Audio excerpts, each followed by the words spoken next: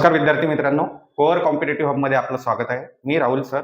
आजचा व्हिडिओ आपण घेऊन आलेलो आहे की बँकिंगच्या बँकिंगमध्ये जी पीओची एक्झाम असतो ते एक्झामच्या सगळ्या गोष्टी आज आपण पाहू, ज्या नॅशनलाइज बँकेची एक्झाम होत असते. एसबीआय सोडून आयबीपीएसच्या अंडर हे सगळ्या बँक्स येत असतात. त्या कोणत्या बँक्स आहेत, काय आहेत, त्याची क्रायटेरिया काय आहे, तुम्ही कसा अभ्यास करायचा, हे सगळ्या गोष्टी आपण याच्यात पाहू. ठीक आहे, तर सुरुवात करू आपण कम्प्लीट डिटेल्स अबाउट आयबीपीएस 2026 साठी. हा व्हिडिओ फार महत्वाचा आहे, त्यामुळे शांततेत पूर्ण हा व्हिडिओ पाहून घ्या तुम्ही, आणि ज्या ज्या गोष्टी तुम्हाला इम्पॉर्टंट वाटतात त्याचा स्क्रीनशॉट काढून घ्यायचा आहे तुम्हाला. ठीक आहे, सुरुवात करू आपण की एक्झाम कधी होणार आहे. ठीक आहे, कधी तुमचे डिटेल्स ऍडव्हर्टाइज येईल आणि कधी तुमची एक्झाम होईल तर बघून घ्या. आयबीपीएस पीओ नोटिफिकेशन 2026 जून 2026 मध्ये तुम्हाला नोटिफिकेशन येईल. कधी येईल? जून महिन्यामध्ये येईल. या डेट फार इम्पॉर्टंट आहेत तुम्हाला. जून मध्ये नोटिफिकेशन येईल आणि जून मध्ये फॉर्म भरणं तुमचं स्टार्ट होऊन जाईल. ठीक आहे, जून मध्ये नोटिफिकेशन राहील आणि फॉर्म भरणं चालू. ऑनलाईन रजिस्ट्रेशन प्रोसेस एंड जुलै पर्यंत तुमची होईल. तर ते डेट्स तुमचे दिलेले राहतील. लास्ट डेट पे application fee will be declared as soon. बरोबर, त्या डेट्स तुम्हाला तेव्हा येईल ज्यावेळेस तुम्हाला नोटिफिकेशन येईल. त्यात सर्व गोष्टी तुम्हाला येऊन जातात आणि ज्यावेळेस नोटिफिकेशन येईल त्यावेळेस आम्ही सुद्धा तुम्हाला ती माहिती देऊ. ठीक आहे, आता नेक्स्ट पॉईंट जाऊ की एक्झाम होणार कधी आहे. तर पीओची जे प्रिलिम्स होती, आता पीओची एक्झाम मध्ये तुम्हाला 3 स्टेज मधून जावं लागेल. ठीक आहे, काही जणांना हे कन्फ्युजन असते की सर किती एक्झाम मध्ये किती पॅटर्न राहतील. तर तुम्हाला 3 पॅटर्न थ्रू जावं लागेल, 3 स्टेप्स थ्रू जावं लागेल आपल्या साध्या भाषेत. कोणकोणती? एक प्रिलिम्स होईल, त्यानंतर तुमची मेन्स होईल आणि मेन्स क्वालिफाय झाल्यानंतर आणि मेन्स मध्ये तुम्ही समोर गेल्यानंतर मग तुमचा इंटरव्ह्यू सुद्धा होईल. ठीक आहे, तर या 3 प्रोसेस मधून आपल्याला जायचं आहे. आपण तीनही प्रोसेस पाहू. पहिले प्रिलिम्स एक्झाम कधी होईल तुमची, तर प्रिलिम्स एक्झाम होईल तुमची ऑगस्टमध्ये.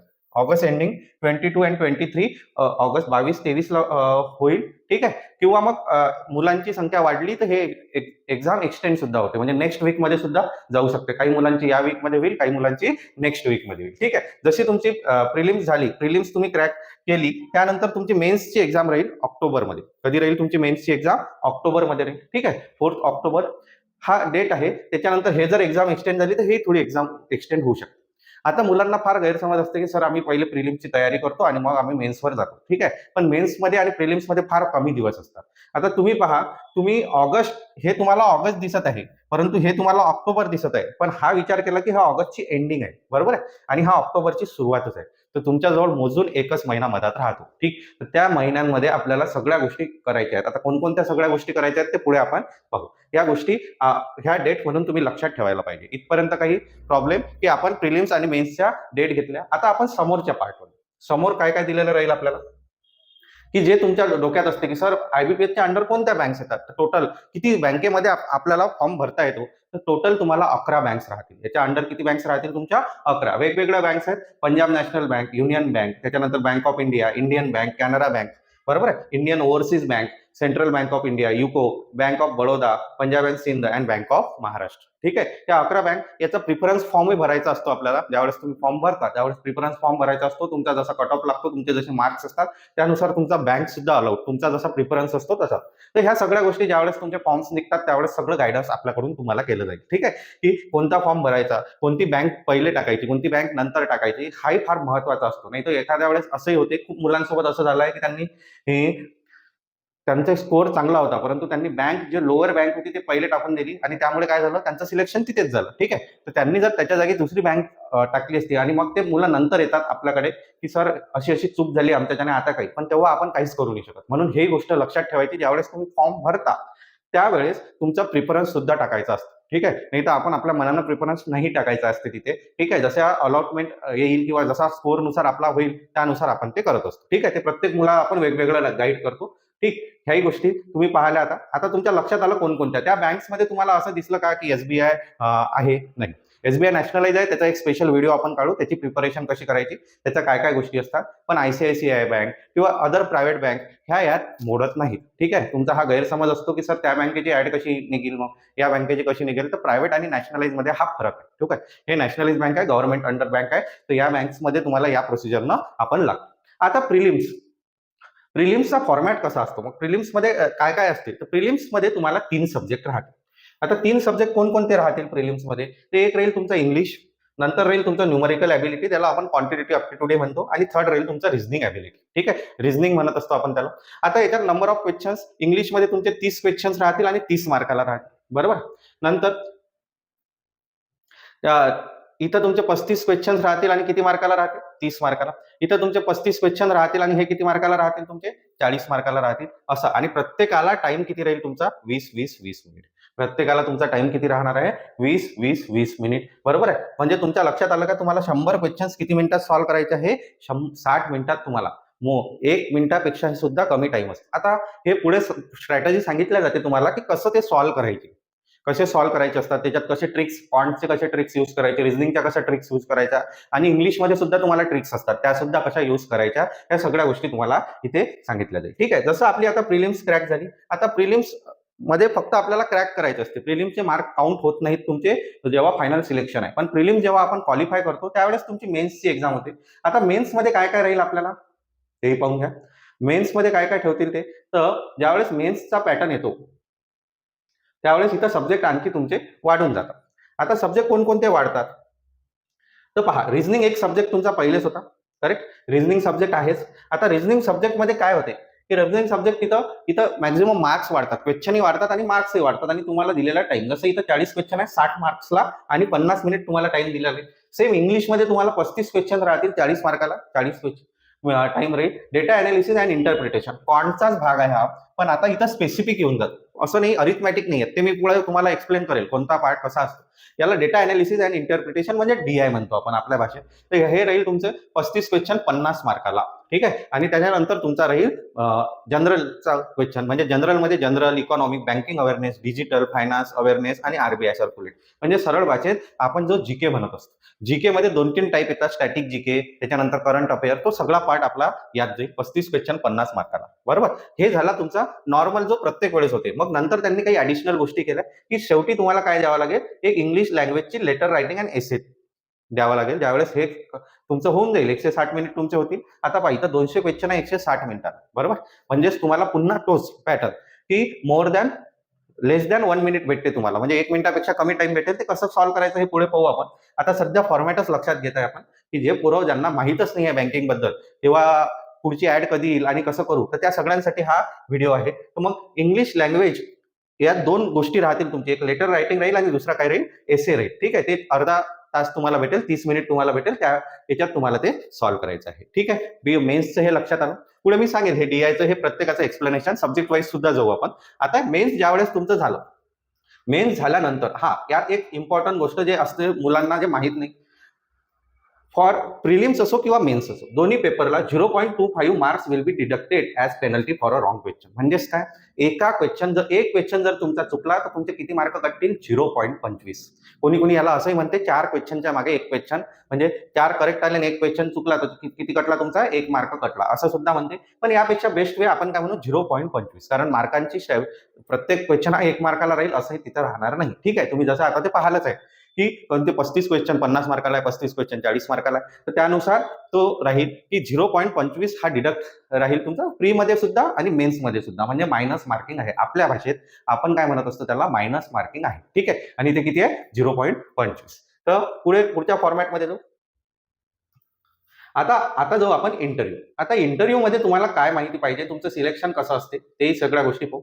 आता इंटरव्ह्यूला ज्यावेळेस जाईल तर PO इंटरव्ह्यू प्रोसेस, मी काय म्हटलं, पहिले प्री द्या, त्याच्यानंतर मेन्स आहे. बरोबर. मेन्स झाल्यानंतर तुम्हाला जर तुमचा मेन्समध्ये स्कोअर कट ऑफ तुम्ही क्रॅक केला तर तुम्ही मग कशात जाऊ शकता, इंटरव्ह्यू प्रोसेसमध्ये. तिथं तुम्हाला मेल येऊन जातो आणि मेल आल्यानंतर मग आपण त्या प्रोसेसला राहतो. आपण ज्या सेंटरवर गेलो होतो, candidates who clear the mains exam are shortlisted for interview. आता इंटरव्ह्यूसाठी टोटल मार्क किती असतात, तर टोटल किती असतात तुमचे? 100 मार्काचा इंटरव्ह्यू असतो. ठीक आहे. आता मग 100 मार्कामध्ये क्वालिफाईंग मार्क्स सुद्धा तुम्हाला दिला आहे, जनरल आणि अदरचे, SC ST OBC और अदर थिंग. तर जनरल आणि OBC 40% हे तुमचं नॉर्मल पासिंग तिथं ठेवलं जातं. मग आता ज्यावेळेस इंटरव्ह्यू किती मिनिट असतो, काय असतो, तर नॉर्मली इंटरव्ह्यू हा 15 ते 20 मिनिट तुमचा घेतला जातो, पण हा डिसाइडेड बाय पॅनल. तुमच्या समोर पॅनल काय येईल, आता पॅनल कोण असते, तर पॅनलमध्ये लोक कोण असतात, तर बँक ऑफिसर्स असतात, ते बँक्सचे लोक असतात, रिटायर्ड लोक सुद्धा असू शकतात किंवा करंट जॉब करणारे लोक सुद्धा असू शकतात, जे हायली क्वालिफाईड असतात. ठीक आहे, तर हे लोक तुमचे घेतात एका पॅनलमध्ये. तुम्हाला मग असं 10-10, 20-20चा स्लॉट केला जातो, त्यानुसार तुमचे पॅनल. आता हे आपल्यावर असते की प्रत्येक समोरचं पॅनल कसं आहे. तर मिनिमम आपण जो ॲव्हरेजली टाइम काढला तर 15 ते 20 मिनिट प्रत्येकाचा इंटरव्ह्यू होत असतो. कोणाचा याच्यापेक्षा कमी होऊ शकतो, कोणाचा अर्धा तास इंटरव्ह्यू चाललेला आहे. 35 मिनिट, 40 मिनिट, 50 मिनिट इंटरव्ह्यू चालला आहे. जसं माझा अनुभव स्वतःचा सांगतो, मी ज्यावेळेस 3 इंटरव्ह्यू दिले, त्यातले माझे एक इंटरव्ह्यू हा 10 मिनिटाचाच झाला होता. शार्पली 12 मिनिटात माझा इंटरव्ह्यू संपला होता आणि एक इंटरव्ह्यूचा वेळेस मला 44 मिनिट लागले होते. मग हा एक फरक असतो की तो पॅनल डिसाईड करतो, पॅनलवर असतो, पॅनलचा इंटरेस्ट किती आहे, मग ते त्यानुसार क्वेश्चनिंग केलेलं जातं. ठीक आहे, की पॉईंट्स काय असतात त्याच्यात, काय लक्षात ठेवायचे आहे, पुढे तुम्हाला डीपली ते गोष्टी सांगितल्या जातात ज्यावेळेस तुम्ही क्लासेसला असता. पर्सनल इंट्रोडक्शन, बँकिंग अवेअरनेस तुम्हाला माहित पाहिजे, तुमचं पर्सनल इंट्रोडक्शन स्ट्रॉंग असलं पाहिजे. पर्सनल इंट्रोडक्शन मध्ये सगळ्या गोष्टी, तुमचं ग्रॅज्युएशन कधी झालं, तुमचं 10th 12th, तुमचं घरचं सगळ्या इन्फॉर्मेशन तुम्हाला माहित पाहिजे. त्यानंतर बँकिंग अवेअरनेस, बरोबर आहे, बँकिंगच्या टर्म्स सगळ्या गोष्टी आपल्याला माहित पाहिजे, कारण आपण बँकेचा एक पार्ट होणार आहोत, तर मग त्या सगळ्या गोष्टी माहित पाहिजेत. आणि ह्या गोष्टी आपण मेन्समध्ये करत असतो. हे दोन्ही पार्ट तुमचे, हे तिन्ही खालचे जे पार्ट आहे हे मेन्समध्ये तुम्ही प्रिपेअर करूनच जाता, बरोबर आहे. करंट अफेअर आणि जनरल अवेअरनेस ही एक गोष्ट आपल्याला ऍडिशनल इथं करावी लागते. ठीक आहे, आता मग हा सिलेक्शन होते कसं, कारण मी काय म्हटलं होतं तुम्हाला की प्रीचं तुमचे मार्क काउंट होणार नाही. तुमचे मार्क फायनल सिलेक्शनला कोणाचे काउंट होतील, तर मेन्स प्लस इंटरव्ह्यू. मग कसे काउंट होतात, तर हे बघा इथे दिले आहे final selection criteria. Final merit list based on mains exam score, बरोबर आहे. मेन्सचा जो स्कोर असतो याच्यावर आणि इंटरव्ह्यूचा जो स्कोर असतो याच्यावर. प्रीचा इथं काही घेणं नाही, इज अ क्वालिफाईंग एक्झाम. ते कट ऑफ तुम्ही क्रॅक करा आणि बस तिथून असते. मग हा वेटेज कसा असतो, की किती मार्क मेन्सचे घेतले जातात, किती. तर मेन्स एक्झामचे तुमचे 80% घेतले जातात आणि इंटरव्ह्यूचे किती घेतले जातात, 20%. ठीक आहे, मेन्स एक्झाम 80% आणि इंटरव्ह्यूचे किती घेऊ आपण, 20%. याचा मग ते ऍव्हरेज काढतात आणि त्यानुसार ते आपलं सिलेक्शन होते. ठीक आहे, त्यानंतर काही ऍडिशनल गोष्टी मी इथे दिल्या आहेत तुम्हाला. त्याच्यानंतर सिलेबस पहा. सिलेबस, रिजनिंगचा सिलेबस मध्ये काय काय आहे. आता हा प्री प्लस मेन्स दोन्ही ऍडजस्ट केलेला आपण, प्री मध्ये आणि मेन्स मध्ये. जसं अनालिटिक, पहिले प्रीचा विचार मी केला तर एवढे जे टॉपिक आहे स्पेशली प्री मध्ये आहेत तुमचे, जे मेन्स मध्ये कॅरी फॉरवर्ड होतात. अल्फा न्यूमरिक सिरीज आहे, अल्फाबेट सिरीज आहे, डायरेक्शन सेन्स आहे, coding decoding, inequality, blood relation, syllogism, त्यानंतर number series, input output, data sufficiency, seating arrangement म्हणजे जे पझलचा पार्ट म्हणत असतो आपण, किंवा याला लिनियर, सर्क्युलर, फ्लोअर बॉक्स, आणि प्लजरचे हे बाकीचे type, month base, category base, designation, comparison, distribution. ठीक आहे, हे तर प्री मध्ये तुम्हाला राहतीलच आणि ऍडिशनल तुम्हाला याच्यासोबत ऍड होतील जे मेन्स मध्ये, statement assumption, statement conclusion, cause and effect. ठीक आहे, तर एवढा सिलेबस हा तुम्हाला माहित असायला पाहिजे, याचा तुमची पूर्ण प्रिपरेशन असायला पाहिजे. ठीक आहे, त्यानंतर रिझनिंग झाल्यावर नेक्स्ट आहे तुमचं इंग्लिश लँग्वेज. इंग्लिशमध्ये काय काय राहील ते बघून घ्या. इंग्लिशमध्ये काय काय राहील आपल्याला, तर पहा ग्रामर बेस्ड क्वेश्चन राहतील. आता ग्रामर बेस्ड क्वेश्चन म्हणजे काय, तर पूर्ण ग्रामर मधलं काय काय विचारतात आपल्याला, तर आपल्या कामाचं काय, fill in the blanks, tenses, preposition, error detection, sentence completion, बरोबर. ऍक्टिव्हाइज पॅसिव्हाइज जे असतं ना, त्या सगळ्या गोष्टी याच्यात येतील तुमच्या. त्यानंतर व्होकॅब्युलरी आपलं स्ट्रॉंग पाहिजे, जसं सिनोनिम्स, अँटोनिम्स, याच्यावर तर क्वेश्चन असतोच. ठीक आहे, स्पेलिंग तुम्हाला माहित असायला पाहिजे, in proper use of words in a sentence and different uses of word. Next राहील तुमचं para completion. Choose the correct option to complete the given paragraph, म्हणजे तुम्हाला पॅराग्राफ दिला जातो तो बरोबर आहे की नाही आणि त्यात कम्प्लिशन करायचं असते. Para jumbles, one word substitution, त्या सगळ्या गोष्टी आपल्याला इंग्लिशमध्ये राहतील. ठीक आहे, मग हे झालं की लास्ट पार्ट आपला कोणता येईल, क्वांटचा पार्ट. ठीक आहे, क्वांटमध्ये काय काय असायला पाहिजे, तर क्वांटचा पहा. क्वांटला 2-3 गोष्टीत केला आपण तर प्री मध्ये. आता इथं जे तुम्हाला जो प्रश्न होता तो इथं क्लिअर होऊन जाईल आपला. पहा, जो प्रीचा पार्ट आहे, प्री मध्ये काय काय राहील आपल्याला, number system, HCF, LCM, percentage, profit loss, हा सगळा अरिथमॅटिकचा पार्ट आहे, बरोबर आहे. हा सगळा पार्ट तुमचा कशाचा झालाय, अरिथमॅटिकचा पार्ट झालेला आहे. मग अरिथमॅटिक मध्ये हे सगळं प्री मध्ये तुम्हाला विचारतील जेव्हा पीओची प्री राहील. ठीक आहे, आणि यात सगळ्यात इम्पॉर्टंट हाई कॉन्सेप्ट आहे speed math, simplification, approximation, quadratic equation आणि डेटा सफिशियन्सी, ह्या गोष्टी येतील, बरोबर. आता मेन्स मध्ये काय असतो, तर मेन्स मध्ये हा पार्ट असतो तुमचा. मेन्स मध्ये फक्त याच्यावर क्वेश्चन राहतील. प्री मध्ये सुद्धा डीआय राहतील तुमचा, 1 किंवा 2 डीआय ते विचारतात. ठीक, पण मेन्स मध्ये कम्प्लिटली तुमचं याच्यावर राहील, pie chart, bar graph, line, caselet, DI, हे 3-4 मी दिले. यात आणखी टाइप्स असतात, ते सगळे टाइप्स तुमचे राहतील, म्हणजे डीआयचे सगळे टाइप्स तुम्हाला मेन्स मध्ये विचारतात. प्री मध्ये तुम्हाला टोटल अरिथमॅटिक करायचं आहे आणि स्पीड मॅथ प्लस डीआय, ह्या सगळ्या गोष्टी प्री मध्ये राहतील आणि मेन्स मध्ये जाऊन फक्त तुम्हाला डीआयचा सेक्शन राहील. समजला हा कॉन्सेप्ट, आलं लक्षात. तर क्वांट मध्ये तुम्हाला त्यानुसार प्रिपरेशन करायची आहे. आता जर आपण गेलो तर आपले कट ऑफ पहा, कट ऑफ वरून तुमच्या लक्षात येईल, तुम्ही फार गैरसमज मध्ये असता की आता पहा तुम्हाला कट ऑफ प्रिलिम्सचाही दिलेला आहे आणि मेन्सचाही दिलेला आहे. ठीक आहे, कॅटेगरी वाईज आपापली जे कॅटेगरी असेल त्यानुसार तुम्ही कट ऑफ चेक करा. आता कट ऑफ मध्ये पहा, प्रिलिम्स 45 आहे आणि 46 पकडलं, इथं किती आहे 59. अच्छा, हा 100 पैकी आहे तर हा किती पैकी आहे 225 पैकी, बरोबर. हा 100 पैकी आहे तर हा 200. इथं 46 आहे तर इथं किती आहे 59, 59 आहे. मग इथं पहा 50 आहे लगभग, तर इथं किती आहे 75 किंवा 76. इथं 40 आहे तर इथं किती आहे 51. तर तुम्ही म्हणाल सर की हे आणि हे लगभग सारखेच तर दिसत आहे. तर तेच तुम्हाला सांगायचं आहे की तशी लेवल असते. प्रीची एक्झाम हे फक्त चाळणी कशी लावतो आपण, की त्यातून फक्त मुलं निघाले पाहिजे. जे मुलं अभ्यासात सिरियस नाही आहेत, जे फक्त फॅशन म्हणून पेपर देतात, ते सगळे मुलं, आणि जे सिरियस मुलं आहेत जे मेन्समध्ये असतात त्यांच्यासाठी हा पेपर खूप इझी असतो. त्यातून तुम्हाला फक्त क्वालिफाईंग करायचं असतं, तुमचा स्पीड चेक केला जातो. खरी मजा तुमची असते कुठं मेन्समध्ये. मेन्समध्ये तुम्हाला काय केलं जातं, की मेन्समध्ये तुम्हाला क्वालिटी बेस्ड क्वेश्चन असतात. म्हणजे रिझनिंगचे जे क्वेश्चन राहतील ते क्वालिटी राहील. त्यात क्वांटच्या क्वेश्चन मध्ये काय राहील, डीआय मध्ये खरंच तुम्हाला डीआय जो प्री मध्ये विचारला जाईल तो एकदम इझी राहील. आणि मेन्समध्ये तुमचं इन्फॉर्मेशन चेक केलं जाते की तुम्हाला त्या सब्जेक्ट बद्दल किती नॉलेज आहे. समजलं, की त्या सब्जेक्ट बद्दल नॉलेज असायला पाहिजे आपल्याला. त्याचे जे की पॉईंट्स आहेत, त्याचा जो बेस असतो, ठीक आहे. जसं टाइम आपण विचार केला समजा कॉनचा टाइम अँड वर्क, तर टाइम अँड वर्कचा बेस काय आहे की आपण टाइमची ऍडिशन कधीच करत नाही. आपण ऍडिशन कशाची करतो किंवा सबट्रॅक्शन कशाचं करतो, पाईप अँड क्वेश्चन मध्ये एफिशियन्सीचं करतो. हा झाला बेस त्या कॉन्सेप्टचा, बरोबर. तर तो बेस आपल्याला माहित असला पाहिजे. त्या बेसवर ते क्वेश्चन्स बेस असतात, बरोबर. तर हा एक तुम्हाला कट ऑफचा एक तुम्ही स्क्रीनशॉट काढून घ्या किंवा तुम्हाला लिहायचं असेल तर लिहून असू द्या, तुमच्याजवळ हे इन्फॉर्मेशन असायला पाहिजे. नेक्स्ट पार्ट, हा प्रिलिम्सचा एक सेक्शन दिला आहे मी कट ऑफचा, की कट ऑफ मागच्या वेळेसचा कट ऑफ असा होता की यानुसार आपला सेक्शन राहतो, की असं नाही की 30 पैकी तोच असतो. एक जनरल कट ऑफ असतो आणि मग नंतर आपल्याला सेक्शन वाईज कट ऑफ दिलेला राहतो आणि एक ओव्हरऑल कट ऑफ सुद्धा असतो. याच्यावर नाही राहायचं की सर 4.25 भेटले म्हणजे झालं काय माझं, 4.5 भेटले तर झालं का, नाही. एक हा झाला सेक्शन वाईज कट ऑफ. हा प्रत्येक सब्जेक्टचा कट ऑफ दिला जातो ऑल ओव्हर, आणि एक मग सगळ्यांचे जसे मार्क्स असतात त्या मार्क्सला टॅली करून मग ओव्हरऑल कट ऑफ निघतो. तर तुमचा हाय कट ऑफ ट्रॅक व्हायला पाहिजे आणि ओव्हरऑल कट ऑफ ट्रॅक व्हायला पाहिजे. आता याच्यात समजा असं झालं की माझा सर क्वांटचा कट ऑफ निघाला, माझा रिझनिंगचा निघाला, पण माझा इंग्लिशचा कट ऑफ निघालाच नाही, तर मग तुम्ही फेल झालेले आहे. तुम्ही पास झालेले नाही, तुम्ही क्वालिफाय झालेले नाही. प्रत्येक तीनही सब्जेक्टचा कट ऑफ आपल्याला क्रॅक करायचाच आहे सेक्शन वाईज.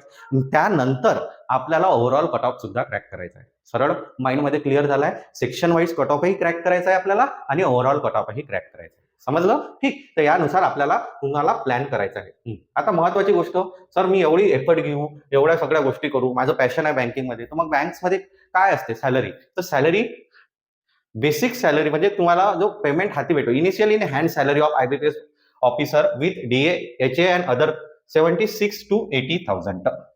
ठीक आहे. तर हे असं ऑन अन ऍव्हरेज आपण पकडू शकतो याला. 76,000, 76,000 ते 80,000च्या दरम्यान तुमची सॅलरी जातो आणि हे फर्स्ट पेमेंट येतो. तुम्ही इमॅजिन करा की पहिलेच. आणि कधी कधी तर मी मुलांना हे म्हणतो की तुम्ही जर जस्ट ग्रॅज्युएशन झाल्या जर लागले तर तुम्ही इमॅजिन करा 22-23व्या वर्षी तुम्ही लागत आहे, तर तुमची सॅलरी ऍज अ रिटायरमेंट पर्यंत किंवा 10-15 वर्षात किती हाईक होईल, कुठच्या कुठं तुमची सॅलरी जायची आहे. तर हे गोष्ट लक्षात ठेवा. आपल्याला जे करायचं आहे ते या गोष्टीसाठी करायचं आहे, त्या पॅशनेट होऊन करायचं आहे. ठीक आहे.